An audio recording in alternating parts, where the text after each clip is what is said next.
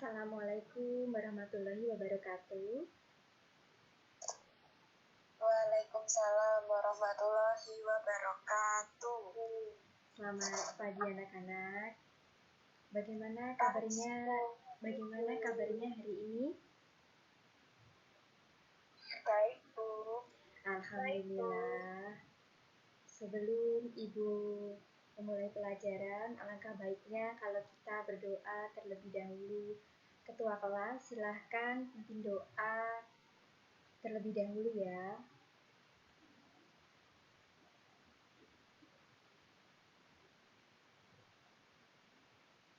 Terima kasih. Sebelumnya Ibu akan absen. Apakah hari ini ada yang tidak hadir?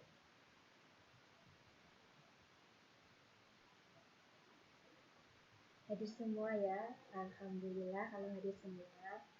Baik, Ibu akan membahas materi baru, yaitu tentang norma yang ada di dalam kehidupan masyarakat.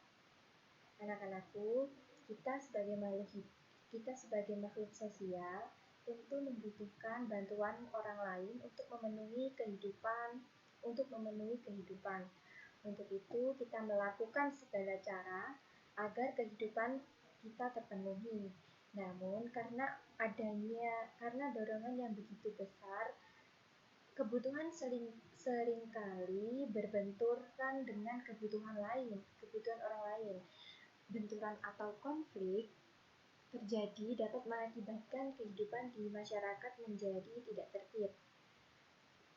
Agar kehidupan masyarakat menjadi tertib, maka diperlukan seperangkat aturan norma dan peraturan yang mengikat setiap anggota masyarakat. Nah, untuk mengetahui lebih dalam apakah itu norma, Ibu akan membahasnya dari sekarang. Jadi, norma berasal dari kata Latin norma yang berarti aturan, standar, atau pola tindakan. Pada dasarnya, norma merupakan rujukan perilaku dalam kelompok masyarakat tertentu. Dalam perspektif sosiologi, norma merujuk pada sosial yang merupakan seperangkat aturan yang dibuat oleh kelompok orang secara khusus mengatur apa yang dilakukan dan apa yang harus dihindari dalam berbagai situasi. Misalnya, sebagai seorang anak, alangkah baiknya kalau kita berpergian harus meminta izin dahulu kepada orang tua. Contohnya pergi ke sekolah, pergi main, dan pergi kemana saja. Yang penting kita harus wajib izin terlebih dahulu. Menurut para ahli, ada beberapa macam ahli yang mendefinisikan norma sosial. Adapun macam ahli itu, yang pertama ada Margaret Gillibrand.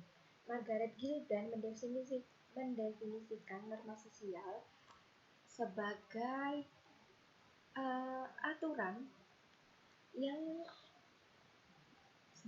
dari sebuah kelompok di mana setiap anggotanya menerima aturan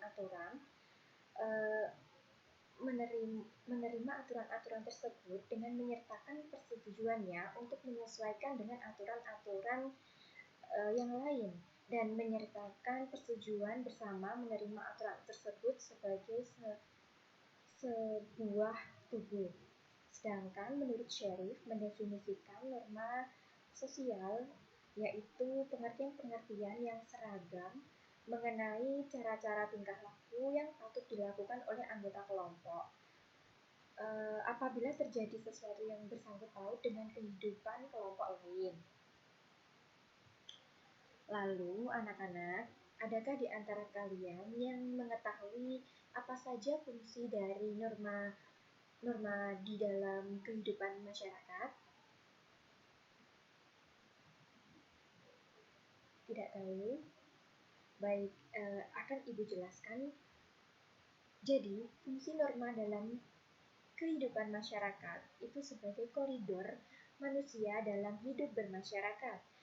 Yang pertama itu membantu mengontrol manusia, membantu memenuhi kebutuhan sosial manusia, membantu dalam memprediksi perilaku manusia, bertindak sebagai alat ukur atau parameter untuk mengatur perilaku manusia, serta sebagai eh, tat- seba- se- serta sebagai tatanan sosial dalam kehidupan bermasyarakat.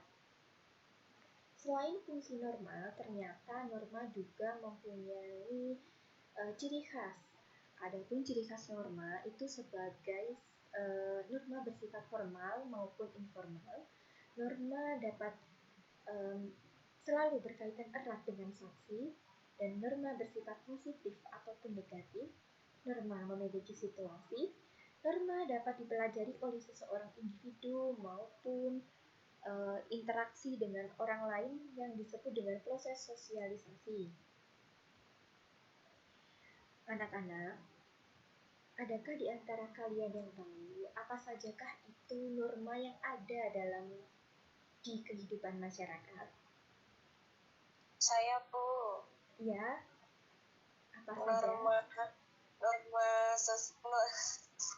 Norma hukum, norma adat, norma kesusilaan, norma kesopanan, norma agama. Betul sekali. Jadi macam-macam norma dalam kehidupan bermasyarakat itu ada norma agama.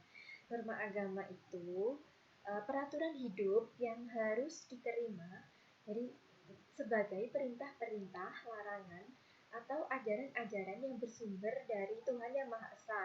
Pelanggaran dari norma ini ialah mendapatkan hukuman berupa siksaan langsung yang nantinya berupa siksaan kelak di akhirat. Contoh dari norma agama yaitu dilarang membunuh, dilarang mencuri, harus patuh terhadap orang tua, dan harus rajin beribadah. Lalu norma kesusilaan. Norma kesusilaan ialah peraturan hidup yang berasal dari suatu hati sanubari manusia. Pelanggaran norma sosial ini ialah berakibat pada penyesalan. Norma kesusilaan bersifat umum dan universal. Contoh dari norma kesusilaan yaitu kamu tidak boleh mencuri barang milik orang lain. Kamu harus berperilaku jujur. Kamu harus berbuat baik kepada sesama manusia, sesama teman, sesama semuanya. Dan lalu ada norma kesopanan. Ialah peraturan hidup yang timbul dari pergaulan antar manusia dalam masyarakat akibat dari pelanggaran terhadap norma ini berupa celaan. Norma ini bersumber dari keyakinan masyarakat yang bersangkutan itu sendiri. Contoh dari norma kesopanan ialah jangan makan sambil berbicara ya. Kita kalau makan itu tidak boleh sambil berbicara ya, karena tidak baik gitu kata orang-orang zaman dahulu kan gitu ya. Lalu ada jangan meludah di lantai karena nanti dianggap tidak sopan atau ada hal-hal lain gitu mungkin yang tidak boleh, makanya itu dilarang. Lalu ada norma kebiasaan adalah tingkah laku dalam masyarakat yang dilakukan secara berulang-ulang mengenai suatu hal yang sama dianggap sebagai aturan hidup. Adat istiadat merupakan kebiasaan sosial yang sudah lama dan sudah ada sejak dahulu. Ada pula yang menganggap adat istiadat ini sebagai peraturan sopan santun yang turun-temurun, yang umumnya adat istiadat ini merupakan tradisi. Ada yang bersumber pada sesuatu yang suci atau sakral yang berhubungan langsung dengan tradisi rakyat yang telah dilakukan secara turun-temurun dan sudah ada sejak zaman nenek moyang kita. Dan yang terakhir ada norma hukum, ialah peraturan-peraturan yang timbul dan dibuat oleh lembaga kekuasaan negara yang isinya mengikat setiap seseorang dan pelaksanaannya dapat dipertahankan dengan segala perundang-undang, dengan segala paksaan dan alat-alat negara. Sumber bisa berupa peraturan perundang-undangan, jurisprudensi, kebiasaan, doktrin, dan agama. Contoh dari norma agama ini ialah barang siapa yang sengaja menghilangkan nyawa seseorang, maka mendapat hukuman sekurang lebihnya itu 15 tahun di penjara. Lalu dilarang mengganggu ketertiban hukum. Norma hukum biasanya dituangkan dalam bentuk peraturan yang tertulis dan disebut juga peraturan perundang-undangan. Perundang-undangan yang sifatnya nasional maupun peraturan yang dibuat oleh lembaga formal yang diberikan kewenangan untuk membuatnya. Karena itu, norma hukum sangat mengikat bagi warga negara. Begitu, anak-anak.